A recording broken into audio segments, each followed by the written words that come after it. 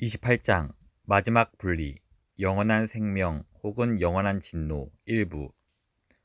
하나님께서 각 사람에게 그 행한 대로 보응하시되 참고 선을 행하여 영광과 존귀와 썩지 아니함을 구하는 자에게는 영생으로 하시고 오직 당을 지어 진리를 따르지 아니하고 불의를 따르는 자에게는 진노와 분노로 하시리라. 악을 행하는 각 사람의 영에는 환난과 공고가 있으리니 먼저는 유대인에게요 그리고 헬라인에게며 선을 행하는 각 사람에게는 영광과 존귀와 평강이 있으리니 먼저는 유대인에게요 그리고 헬라인에게라. 로마서 2장 6절에서 10절 말씀. 우리는 최후 천국인가 지옥인가? 오늘 본문은 우리에게 많은 것을 가르치고 있습니다. 하지만 그 중에서도 우리 자신에게 그리고 세속주의 세상에서 오늘을 살아가는 우리의 사명과 관련해서 너무나도 분명하고 측량할 수 없이 중요한 한 가지 사실을 전합니다. 이 땅에서 우리의 삶이 끝날 때, 그리고 이 땅의 세대가 모두 지나갈 때 하나님이 우리에게 영원한 생명을 주시거나 아니면 영원한 진노와 분노를 내리신다는 것입니다. 우리는 영광과 존귀와 평강을 얻거나 아니면 환난과 공고를 당하게 될 것입니다. 우리가 숨을 거둘 때 천국 또는 지옥이 우리를 기다리고 있을 것입니다. 그리고 두 가지 모두 영원히 계속될 것입니다. 오늘 본문에서 이 근본적인 실체에 대해 확실하게 살펴보겠습니다. 6절입니다. 하나님께서 각 사람에게 그 행한 대로 보응하시되 7절 참고 선을 행하여 영광과 존귀와 썩지 아니함을 구하는 자에게는 영생으로 하시고 8절 오직 당을 지어 진리를 따르지 아니하고 불의를 따르는 자에게는 진노와 분노로 하시리라. 여기서부터 바울은 우리가 초점을 놓치지 않도록 하기 위해 순서만 바꾸어 같은 내용을 반복하고 있습니다. 9절 악을 행하는 각 사람의 영에는 환난과 공고가 있으리니 8절의 진노와 분노와 상응합니다. 먼저는 유대인에게요 그리고 헬라인에게며 10절 선을 행하는 각 사람에게는 영광과 존귀와 평강이 있으리니 7절의 영생과 상응합니다. 먼저는 유대인에게요 그리고 헬라인에게라. 그러므로 본문에서 무엇을 읽든지 이 사실을 반드시 놓치지 말길 바랍니다. 여러분 자신이 영원한 행복을 누릴지 영원한 고통을 누릴지에 대한 것보다 더 중요하고 더 의미 있고 더 긴급하고 더 거대하고 더 마음 쓰일 일이 어디에 있겠습니까? 모든 세대에게 드린 당부, 어린이 여러분, 오늘 말씀은 여러분에게 매우 중요합니다. 언젠가 여러분도 죽음을 맞이합니다. 물론 여러분이 나이가 아주 많이 든 이후의 일이기를 바랍니다. 하지만 6살이나 16살에 죽을 수도 있답니다. 그리고 여러분이 죽으면 하나님과 함께 영원한 생명으로 들어가든지 아니면 하나님의 영원한 진노와 고통 속으로 들어가게 됩니다. 그렇다고 두려워할 필요는 없습니다. 하나님이 죄인을 위해 그 아들 예수님을 보내주셨습니다. 그래서 예수님을 믿는 모든 사람은 지옥에 가지 않고 영원한 생명을 얻습니다. 이 말씀을 그냥 지나치면 안 됩니다. 깊은 관심을 가져야 합니다. 그래서 오늘 설교 말씀을 주의 깊게 들은 다음에 여러분이 지옥이 아닌 천국에 갈 것이라는 확신을 얻을 수 있도록 부모님에게 도움을 구하기 바랍니다.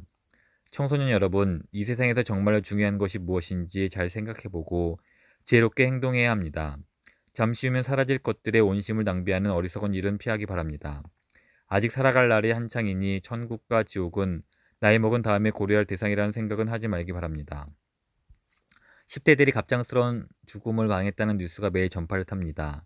계속 미루다 보면 여러분 마음속에 이 세상의 사고방식이 꽉 들어차서 더 이상 영적인 감정을 느끼지 못하게 될 것입니다. 저는 우리 아버지가 무시무시한 전도서 12장 1절 말씀을 얼마나 자주 들려주셨는지 기억하고 있습니다. 너는 청년의 때에 너희 창조주를 기억하라. 곧 곤고한 날에 이르기 전에 나는 아무 낙이 없다고 할 해들이 가깝기 전에 하나님도 없이 비참하게 나이 먹은 사람들이 천국의 낙을 누리지 못하고 지옥의 공포도 느끼지 못하는 것보다 두려운 것은 거의 없습니다. 나중에 나이 들면 영원함에 대해 좀 더 진지하게 생각할 수 있을 거라고 넘겨짓기 말기 바랍니다. 지금 당장 생각해야 합니다.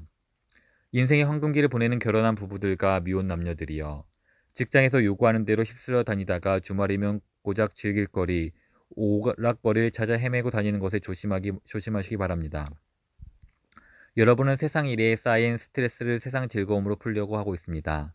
그러다가 어느 순간 내 안에 하나님에 대한 아무 열망이 없다는 사실을 불현듯 깨닫게 됩니다. 여러분은 이미 맛집 기행, 비디오, 영화, 스포츠, 주식, 컴퓨터 등 잠시면 사라질 수많은 분야의 달인이 되어 있을 것입니다. 그런 사이 천국과 지옥에 대한 감각은 사그라져 버렸을지도 모릅니다. 너무 늦기 전에 깨어나십시오. 오늘날 하나님을 대신한 이런 것들을 보며 두려워 떠십시오. 그리고 온 우주에서 가장 중대한 문제, 곧 영생과 진노에 관한 문제에 여러분의 마음을 고정시키기 바랍니다.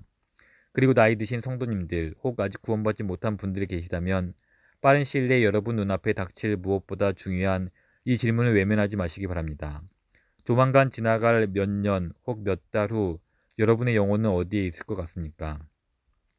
바라기는 여러분이 하나님의 은혜로 이 질문을 깊이 생각하고 여러분 자신이 그리스도의 의로 영원한 생명에 들어가고 전능자의 진노에 손에 빠지지 않을 준비가 되어 있는지 확신을 얻으시길 바랍니다.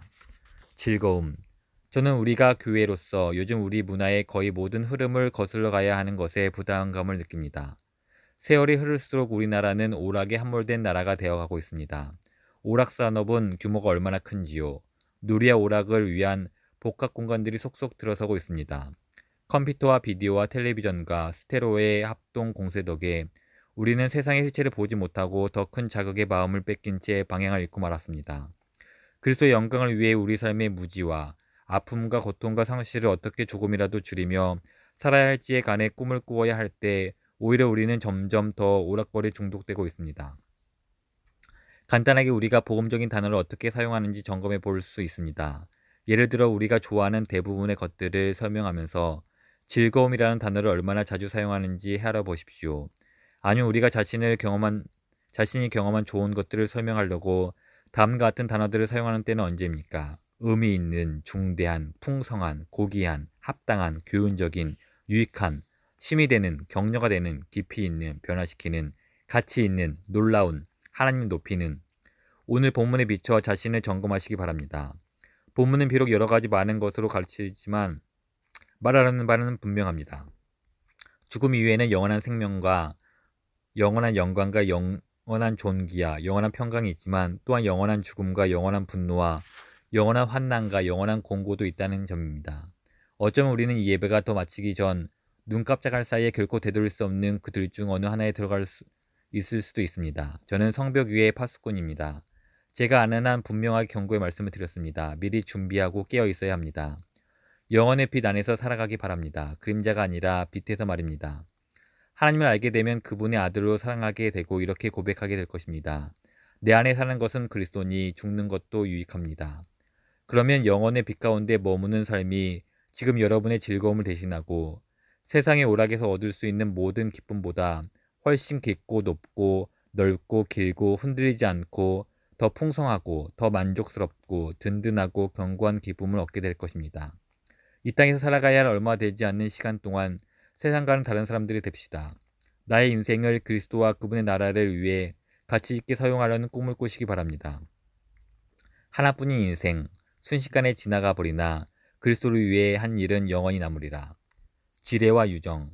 이번 본문의 깊은 곳에서 끌어내 말씀드린 내용과 본문의 겉에 드러난 요점들의 관계를 설명한다면 그것이 마치 땅 아래 지뢰나 유정 위를 걸어다니는 것과 비슷합니다. 지뢰와 유정은 우리를 날려버릴 수도 있고 벼락부자로 만들어줄 수도 있습니다. 그런데 그것이 어디에 묻혀 있는지 아는 상태에서 그 위를 걸어 다닐 때는 삶이 사뭇 진지해질 것입니다. 따라서 남은 시간 동안 본문 위를 걸으면서 요점이 무엇인지 살펴보고 이 본문으로 다음 주에는 무엇을 할지 마음의 준비를 하면 좋겠습니다. 로마서 1장 18절에서 32절에서 바울은 이방인들이 죄의 권세 아래 있으며 하나님의 심판 앞에서 아무 핑계도 댈 수 없음을 보여주었습니다. 그러므로 이방인에게는 바울이 로마서 1장 16절에서 17절에서 선포한 복음이 필요합니다. 로마서 2장에 이르면 바울은 이번에는 성경의 도덕법을 받은 유대 백성들에 대해서도 동일한 요점을 말하고 있습니다. 유대인들 역시 죄의 권세 아래 있으며 하나님의 심판 앞에서 핑계를 댈 수 없다고 말입니다. 2장의 주된 목표가 바로 그 사실을 알려주는 것입니다. 그래서 바울은 1절에서 이렇게 시작합니다. 그러므로 남을 판단하는 사람아, 누구를 막론하고 내게 핑계하지 못할 것을 남을 판단하는 것으로 내가 너를 정죄함이니 판단하는 내가 같은 일을 행함이니라. 3절에서 동일한 비판을 반복합니다. 이런 일을 행하는 자를 판단하고도 같은 일을 행하는 사람아, 내가 하나님의 심판을 피할 줄을 생각하느냐. 5절에도 다시 나옵니다. 다만 내 고집과 회개하지 아니한 마음을 따라 진노의 날, 곧 하나님의 의로우신 심판에 나타나는 그날에 임할 진노를 내게 쌓는도다. 따라서 1절에서 5절의 요점은 도덕벌을 받았으나 지키지 않는 유대 백성들도 진노의 날에 멸망할 것이라는 점입니다. 그리고 하나님은 유대인이든 이방인이든 관계없이 차별 없이 다루실 것입니다. 이후 6절에서 바울은 앞에서의 고발을 부연한 진술을 합니다.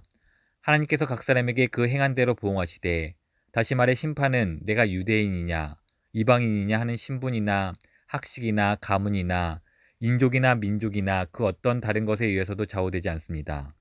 11절에서 말한 바와 같이 이는 하나님께서 외모로 사람을 취하지 아니하시기 때문입니다. 마지막 때가 되면 필고석에 앉는 사람이 선을 행했는지 악을 행했는지 모든 사람 앞에 드러나게 될 것입니다. 유대인이든 이방인이든 동일합니다.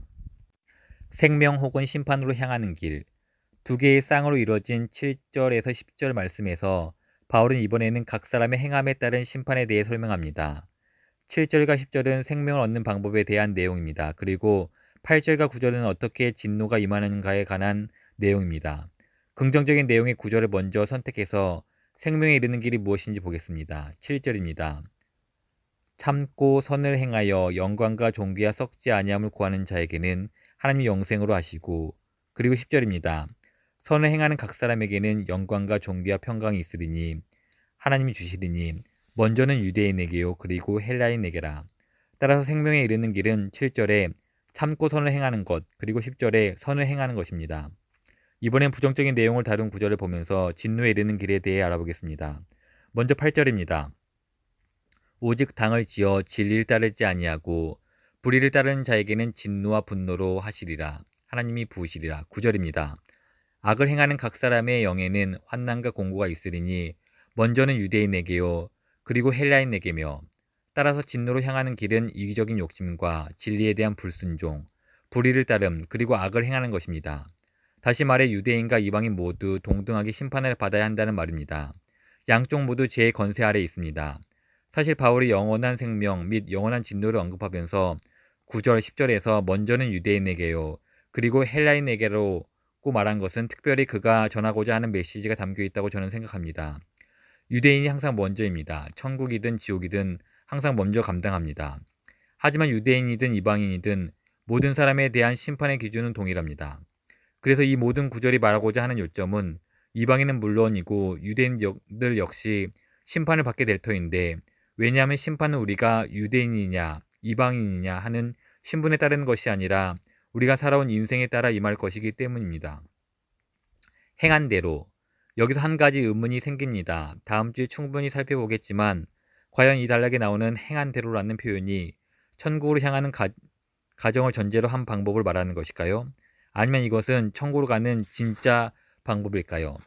다시 말해 7절의 말씀이 만일 그게 가능하다면 참고 선을 행하여 영광과 존귀와 썩지 아니함을 구하는 자에게는 하나님이 영광을 주시겠지만 실제로 그들은 선을 행할 수 없으므로 따라서 은혜의 복음을 소유해야 한다라는 의미입니까? 그리고 10절은 만일 선을 행하는 게 진짜 가능하다면 선을 행하는 각 사람에게는 영광과 존귀와 평강을 먼저는 유대인에게요 그리고 헬라인에게 주시겠지만 실제로 그들은 선을 행할 수 없으므로 따라서 은혜의 복음이 필요하다는 의미일까요?